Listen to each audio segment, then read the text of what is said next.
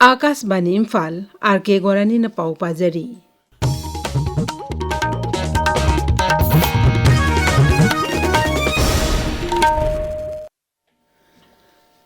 Manipuri Surachanpur Jilla da project hini sigi makhad ahan boy na green pea mai pangna lokle Narcotics Control Bureau NCB na hai thorang asi ain kaina popi thaba thingnaba masung mipal tangdan hingjaba ngamna honabada singthan nga oiba khongthang am oire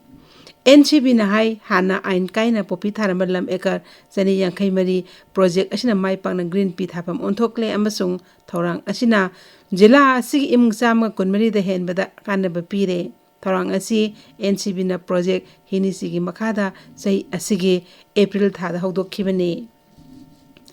Meghalaya Sarkar na thobu oiduna thasi taramanga amasung tara tarukta North East India Infrastructure Summit lesing ni kuntaruk pangthok lagani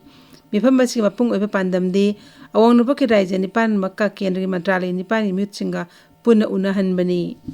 Kendra road transport amasung highways mantri Nitin Gadkari na Shillongi Mauka Siangda laiba Lariti Performance Center da mifam basi hawdokani numin ini ki mifam basi semga sagrapada mapung oiba miyeng thamba awang nupok Bharat ki khwaidigi chaw mifam am oigen haina asa tawnari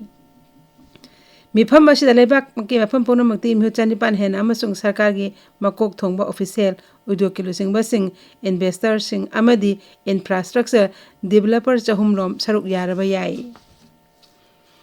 National Testing Agency NTA na thasi kunma thoida amuk hanna pangthok kadoriba re NEET UG lising ni kutorik parkhagi matam examination window minute taramanga hakatuna hane minute chamanga marfu oirama adudagi minute chamanga phudramanga da hengatle anobo matam asin until pung ani dagi nimidang pung manga minute taramanga phabu oiragani agency asina hai NEET UG lising ni kutorik parkha asi niyom chumna so engam yawdra amasung candidate sing tangai phadaba sikhangna pangthokna na ba aset pa phirep lei NTA na warot lama dahai nongna sendok chunin tarukli ba asi hokiba sei kya dagi candidate sing dagi pangba feedback matung ina sembani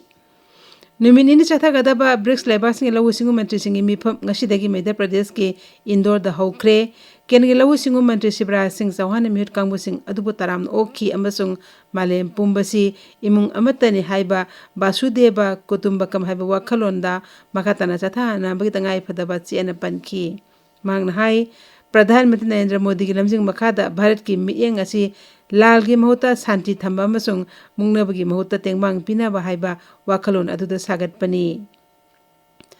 lawu singungi lamda Bharat na mai pakli basing adusu mantri na panki mangna hai hokiba sei tara ashda lawu singungi lamda sahida sada mari dasmik mangagi sangda growth leire lebak asi apun bachinja puthopki sang ton million chahum gahumdra taruk oiram rom yaure mangna hai Bharat ki apun balawmi sing mangda sada marfu tare tomdi apikpa amadi lam lajida balawmi singni makoida sakti piba haibasina puna sakhot minabagi khwaidi maru oiba pambaini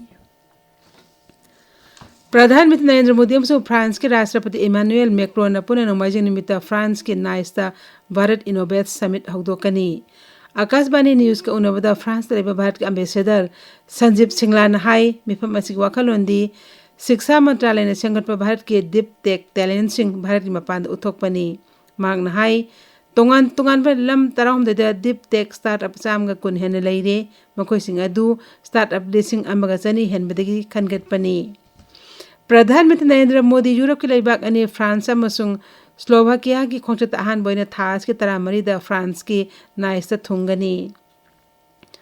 Pradhanmantri Narendra Modi na Bharat ki mikhal karakpa khwaidagi matam sangna Pradhanmantri ke pham pairakpa misak oirakpada America ki ain semba sing amasung lalun etiki lusing basingna nungaiba phungdorakli America ki Congress ki member sing senator sing amasung America ki achouba company sing dagi mahakbu thagatpagi paukjel leptana lakli Khanong chuptagi lakpa kungi nong Odisha yausilaktuna kahena sabgi phima mayuk nariba raija aduda kharam makai saba hanthare India में department राज्य की मफम कयादा थास की तरह मापंदगी पारपतगी मया ओरपगी सांग फाव नोंग सुगनी हाइरी मतम चाना कुमगी नोंग लाकपासिना खरीब लौर के मही मरोंग हुनबदा खुदोंग चाहंदुना लौसुंगी लमदा कानबा फंगलगनी हाइना थाजनरी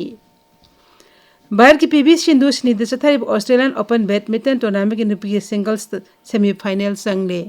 पाउ लोइजरे